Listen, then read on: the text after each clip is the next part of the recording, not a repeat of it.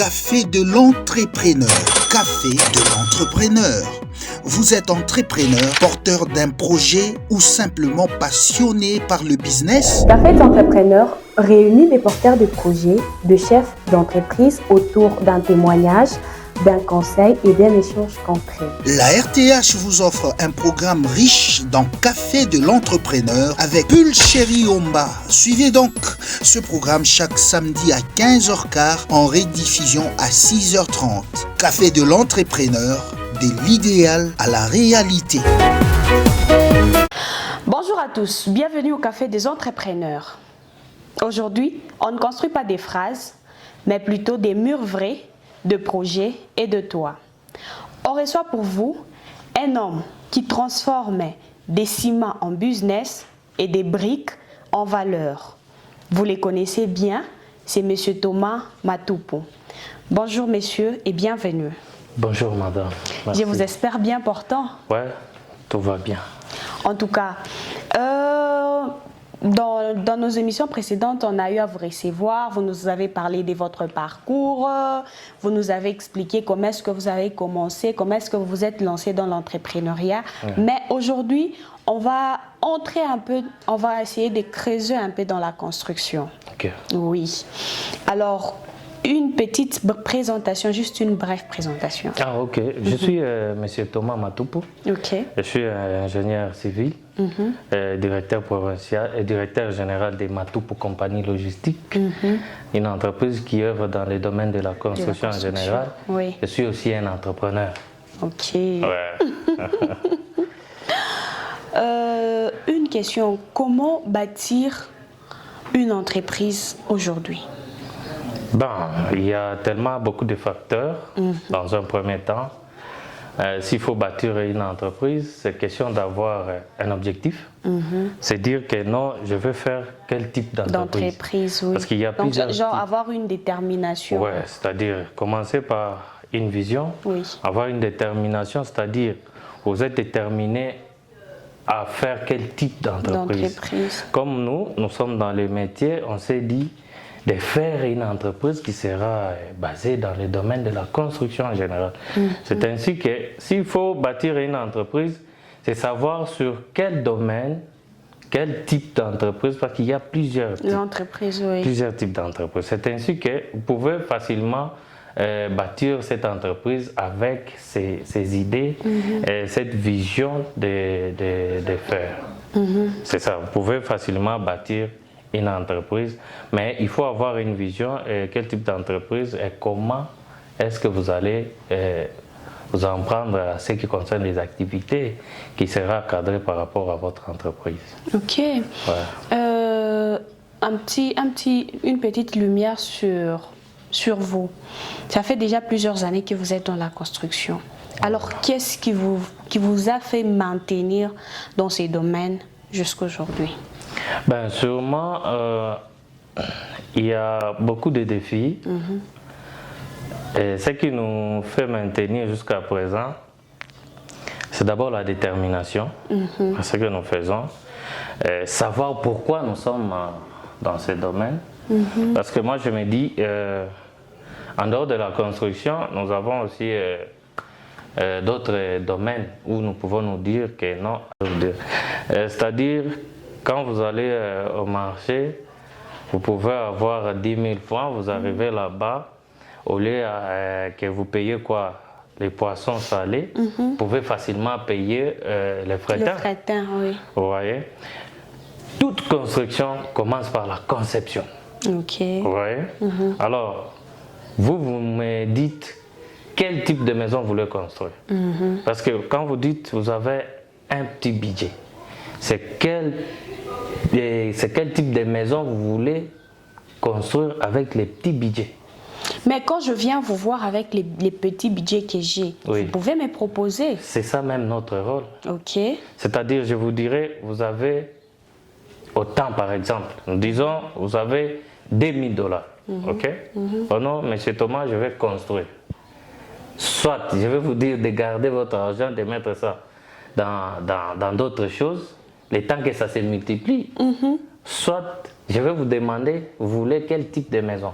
Et par rapport à ce budget, je peux vous dire, comme vous êtes encore nouveau marié et vous avez votre terrain, sûrement les matériaux, on peut vous faire un petit devis par rapport au conseil que je vais vous donner. C'est-à-dire, non, comme vous êtes encore nouveau marié, je peux vous faire d'abord une maison de chambre, salon, toilette.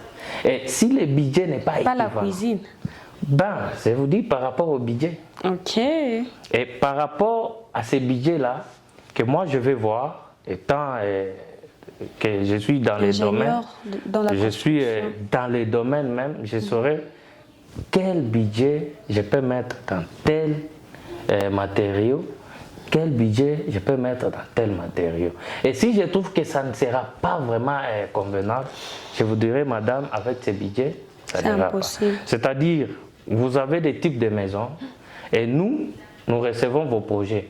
Vous nous dites vos souhaits. C'est-à-dire, moi, je veux que ma maison soit comme ça, comme ça, comme ça. Okay. Nous faisons la conception sur ça et nous vous donnons les budgets. Par rapport à vos idées, nous vous donnons un budget, un plan et nous vous donnons même les délais sur ces projets-là. Et si nous trouvons que c'est un petit budget, nous allons vous donner aussi les plans selon votre budget. Selon votre budget. Oui. Ok. De nos jours, Monsieur Thomas, les maçons, comme on les appelle généralement, les gens n'ont pas vraiment confiance en eux parce qu'ils se disent que non, il y a d'autres personnes qui peuvent m'arnaquer, il y a certaines personnes qui peuvent détourner les ciments et tout. Alors, que faire pour ne pas se faire arnaquer? Ben, le mieux à faire, c'est avoir une maison où vous êtes associé ou bien vous êtes partenaire. Okay? Parce qu'avec des personnes privées, il y a toujours ce genre de problèmes et on en retrouve chaque jour presque. C'est-à-dire, vous avez besoin de construire et puis vous vous donnez à quelqu'un parce qu'on vous a dit qu'il avait construit une maison de la voisine. Ok? Bon, si ce n'est pas un montant colossal, ça va, on peut vous accepter, on peut dire, ben, vous pouvez commencer parce que ça se passe. Mais pour ne pas se faire arnaquer, il y a des maisons bien organisées, avec adresse, bien structurées, comme des sociétés de construction. Vous pouvez aller, vous les contacter, vous leur dites que nous avons besoin de vos services. Parce que dans une société de construction, il y a des services. Nous avons des services tels que tout ce qui est dans la construction. Charpente, construction, carrelage, jardinage, tout. Vous voyez? Nous avons tous ces domaines. Alors, oh non, j'ai besoin de vos services. Nous allons poser la question, lesquels parmi nos services? Oui. Oh non, je veux que vous construisez pour moi. Ok. Vous voulez qu'on construise pour vous? Ok. Vous voulez quoi? Vous donnez des explications. Et nous écrivons que madame veut une maison de 3 pièces, c'est-à-dire qu'il faut qu'il y ait salle de bain, tout. Et nous faisons la conception de ça. Nous vous les présentons.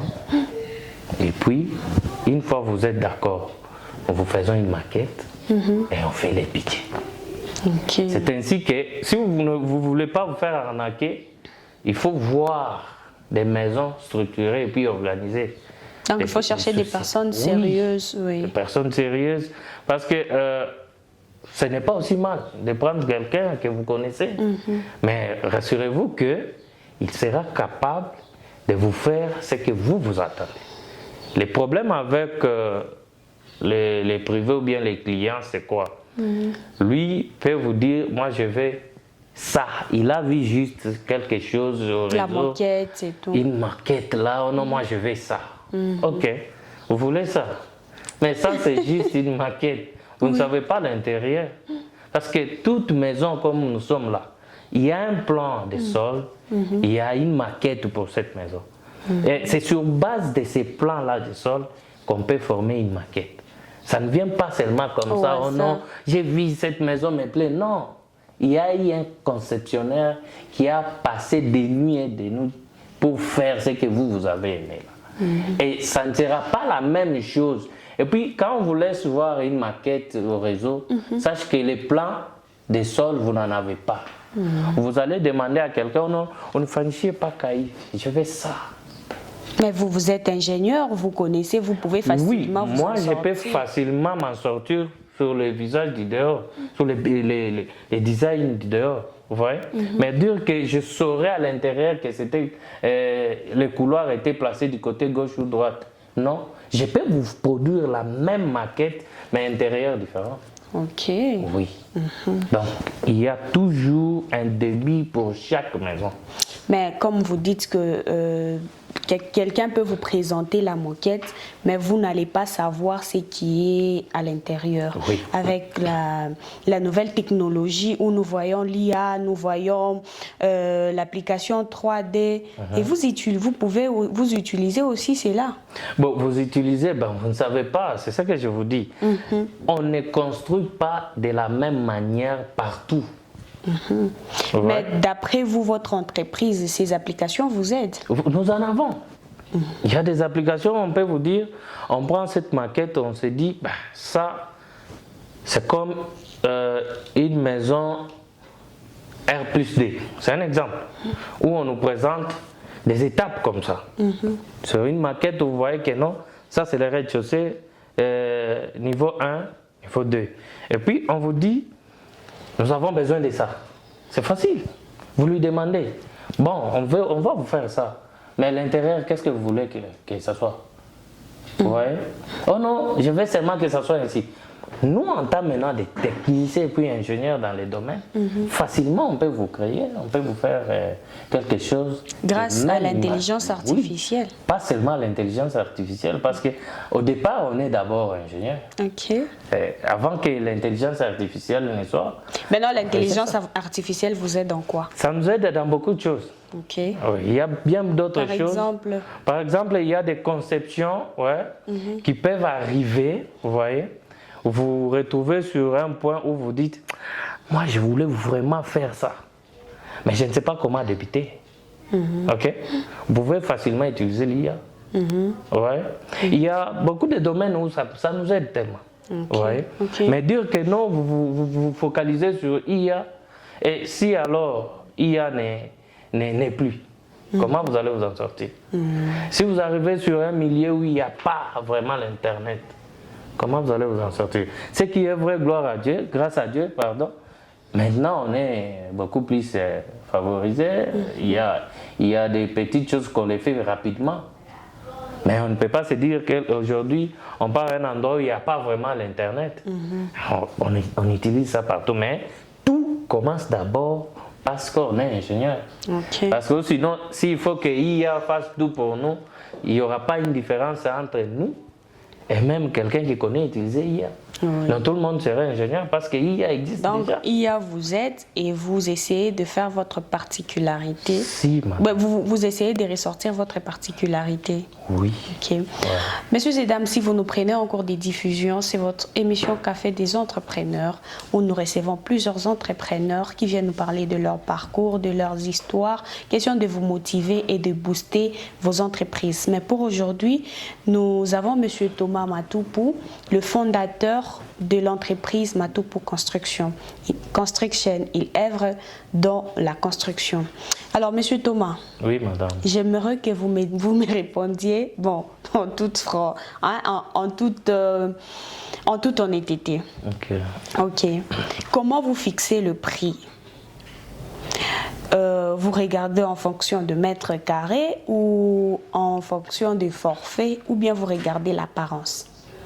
Ok, merci beaucoup. Par rapport au prix, il y a plusieurs méthodes utilisées. Ok. Il y a un cas qui était vraiment général. Ceux qui nous ont précédés, ils ont utilisé ça pendant des années.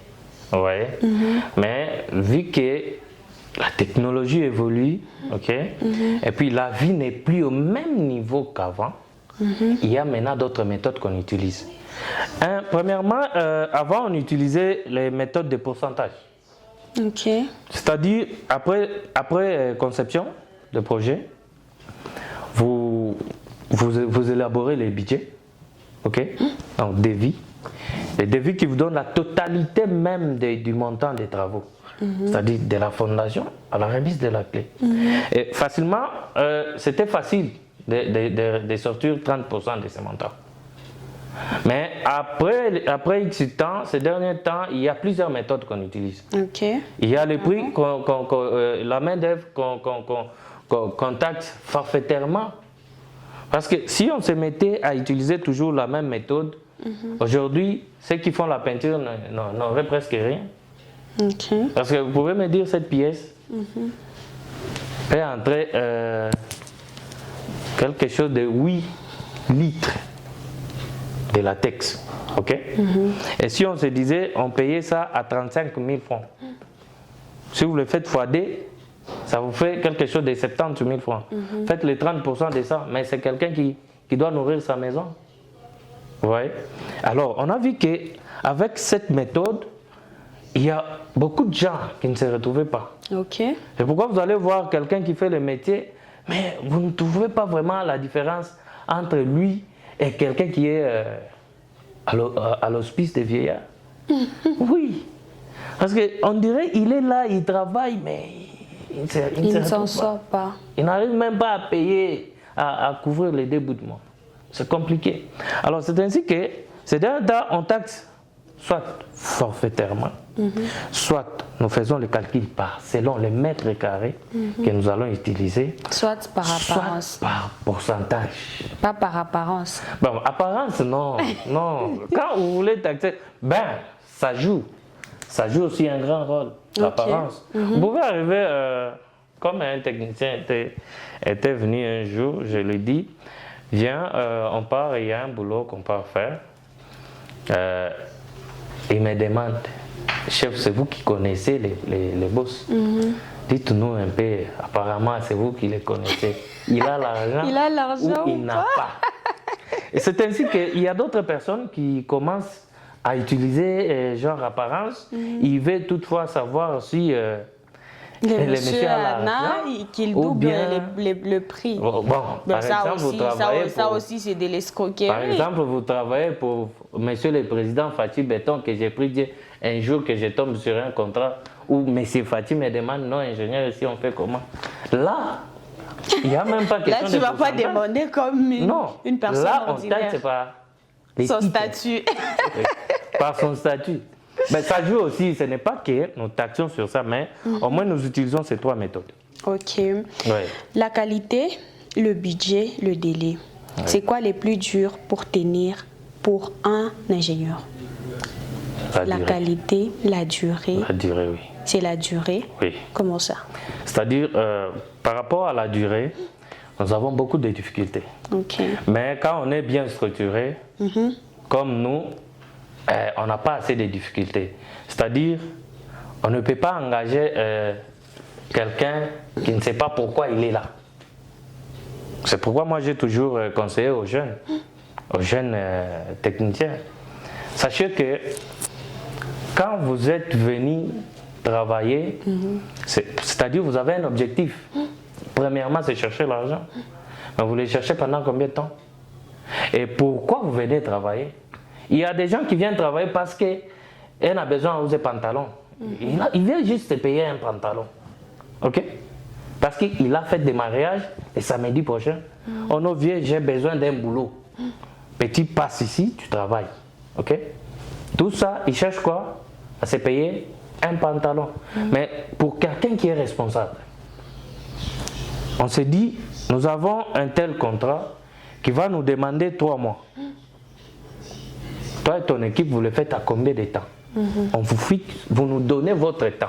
Nous appelons l'autre selon les domaines confondus. Parce qu'il y a des étapes en construction. Une fois nous accueillons toutes leurs informations, nous les cumulons, nous faisons le calcul par rapport au temps et aux saisons.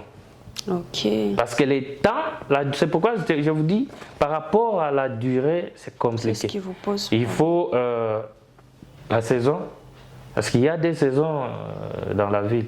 Si nous sommes pendant la saison des pluies, vous savez bien que si c'est les travaux de définition du dehors, nous avons un grand souci.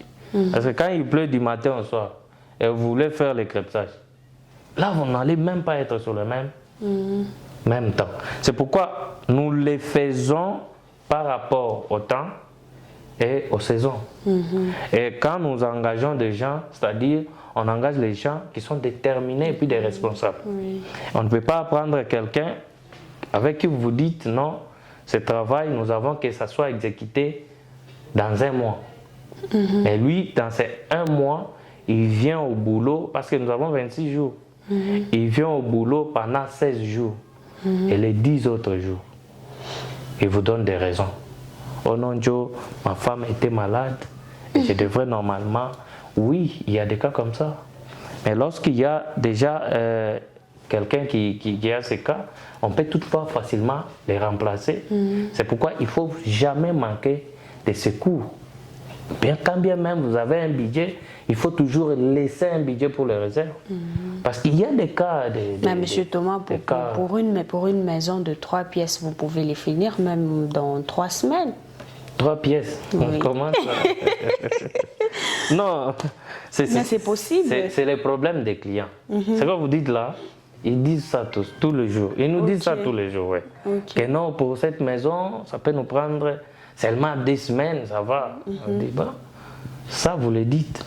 Mais sur place, il y a d'autres réalités. C'est pourquoi moi, je ne suis pas quelqu'un de trop bureau. J'aime être sur le terrain. Je suis au terrain et je connais les réalités du terrain. Je connais comment est-ce que ça se passe au terrain. Dites-moi un peu, avez-vous déjà stoppé un projet et abandonné? Et pourquoi?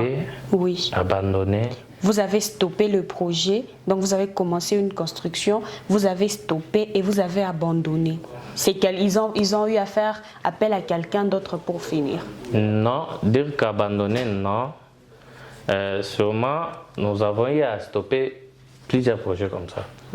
Faute de moyens, parfois. Parfois, il y a une mauvaise nouvelle qui arrive. Quelqu'un vous a dit que non, je serai payé tel temps, tel mois. Et arrivé à ce mois-là, c'est le contraire qui arrive. Il juge d'abord d'arrêter. Et c'est comme ça. Ça, au moins avec les privés. Mais avec des sociétés, c'est un contrat. C'est et une fois ils remplissent leur part du contrat, nous serons obligés de finir les contrats. Donnez-nous un peu 3 erreurs que vous avez déjà eu à rencontrer ici chez nous à Lubumbashi, qui ne se passe pas peut-être ailleurs, mais vous avez remarqué ça ici chez nous et que vous ne voulez pas que ça continue à se reproduire. La première, c'est vous faites appel à un mensonge. Oh non, mon frère, je veux que tu construises pour moi cette maison. On commence par quoi? Et le mensonge te dit, payez seulement ça, ça et ça. Il n'a pas fait l'étude. C'est parce qu'il a construit plusieurs fois. Et vous l'appelez. Parce qu'il a fini la maison de la voisine. Et vous l'appelez. Pourquoi vous vous attaquez toujours à la voisine? Vous l'appelez, il vient, il commence la construction. Arrivé à un niveau, ça ne marche plus. Il y a des fissures partout. C'est à ce temps-là que vous connaissez qu'il y a un ingénieur qui existe. Et vous nous appelez comme ça, le monsieur vous a déjà bouffé 45% de la main-d'œuvre, qui n'est même pas équivalent au travail qu'il a effectué. Alors ça, nous appelons erreur. Quand vous venez voir après que quelqu'un puisse faire des bêtises dans votre chantier, c'est-à-dire vous nous prenez nous pour des secours et non pour des gens qui peuvent commencer avec vous. Ça c'est un. Bon, la personne peut être là, la personne ne vous connaît pas, c'est après qu'on lui a fait part que non, il existe une agence, il existe une entreprise de construction. Là, je peux te recommander cette personne, c'est peut-être après. Bon, peut-être après, mais c'est ce que je vous ai dit au début, qu'avant de commencer un projet, chacun a son domaine, vous voyez. Il faut toujours consulter une personne qui est dans ce domaine-là. L'erreur que nous retrouvons aussi, deuxième erreur, les gens commencent leurs histoires vaille que vaille. Et lorsqu'il y a des conséquences, c'est quand ils commencent maintenant à se lamenter. Oh non, si je savais que vous étiez là, mais tu t'es informé auprès de qui pour que tu puisses commencer ce genre de projet. Tout projet a toujours quelqu'un à ce domaine-là. Même moi, je ne peux pas me dire que non, parce que je suis constructeur, je dois faire mon entreprise seul. Non, je dois aller voir quelqu'un qui est calé à ce domaine-là. Non, maître passe de l'autre côté, je dois faire ceci, cela. Il est là, comme lui, il est dans ce domaine, il va me donner des conseils et c'est lui qui est habilité à faire ça. Ok. Ouais. Monsieur Thomas, vous n'êtes pas seulement ingénieur en construction, mais vous êtes aussi entrepreneur et visionnaire. Oui. Parlez-nous un peu de votre projet pour lutter contre les chômages. Oui, madame, nous avons beaucoup de projets parce que depuis un temps, on s'est dit rester seulement dans la construction pour ne pas mettre notre savoir-faire au vu de lutter contre le chômage des jeunes, ça sera une erreur de notre part.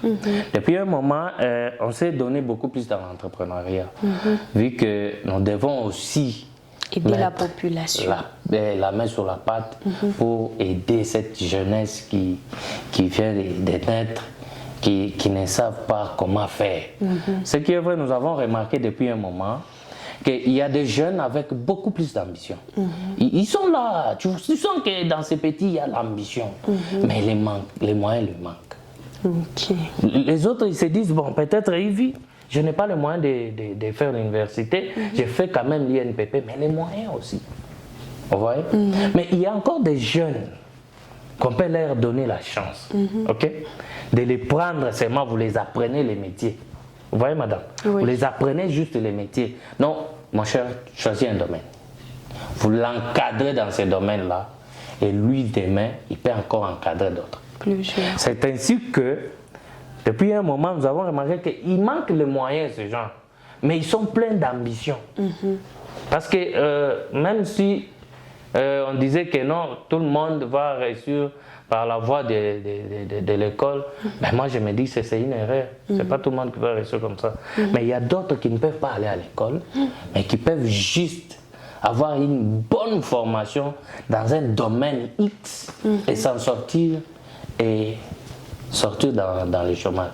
Alors nous, dans l'entrepreneuriat, nous avons quelques projets pour lutter contre ce chômage des jeunes.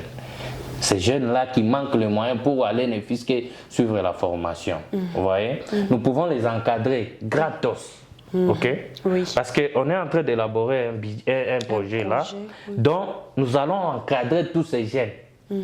Tous ces jeunes viendront et puis ils seront encadrés.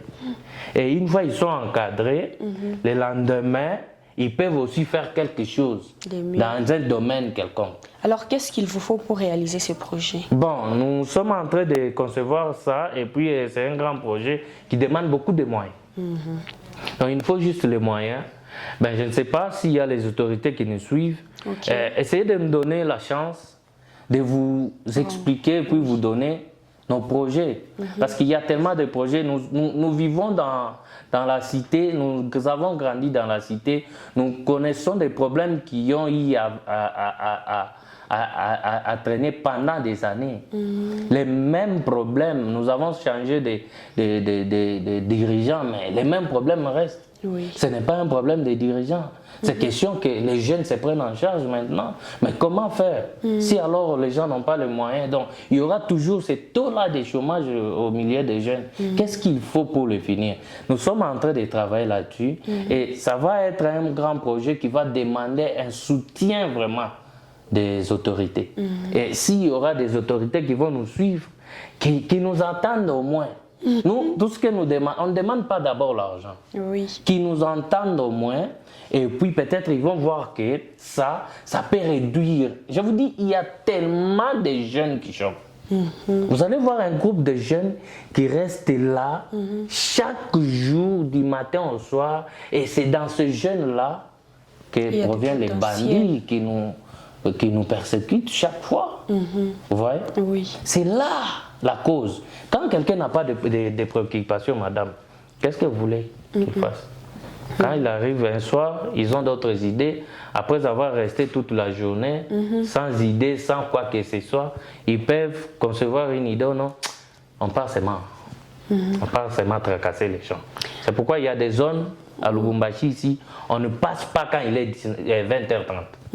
Pourquoi? Il y a des jeunes qui se sont mis là-bas parce qu'ils n'ont rien à faire. Il faut qu'ils volent seulement. J'espère que votre message va bien arriver aux oreilles de nos autorités. C'est quelqu'un qui veille, qui a une vision sur la population et qui veut aider. C'est en entre-temps, on aide la population, on aide aussi aux autorités pour éviter des bandits. Il y a des jeunes qui sont à mesure de nous produire quelque chose de bien, mais par manque de moyens, ils se retrouvent dans de mauvaises... Dans le mauvais quartier, dans de mauvaises mains, et cette personne-là change. Mais si cette personne-là se retrouve au banc de l'école avec une préoccupation, c'est que les 30 juraient quelque chose, la personne-là n'aura pas à faire du mal. Alors c'est par là, messieurs et dames, que nous mettons un point. Monsieur Thomas, est-ce que vous pouvez donner votre numéro? Mon numéro, tous ceux qui veulent nous joindre par voie téléphonique, j'ai un numéro RTL que nous utilisons souvent. C'est le plus 243 97 53 620 77 à la fin. Je réitère 097 53 620 77. C'est ça mon numéro.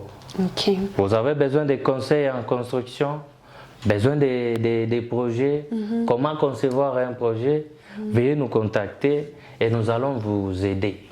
Un appui financier pour le projet?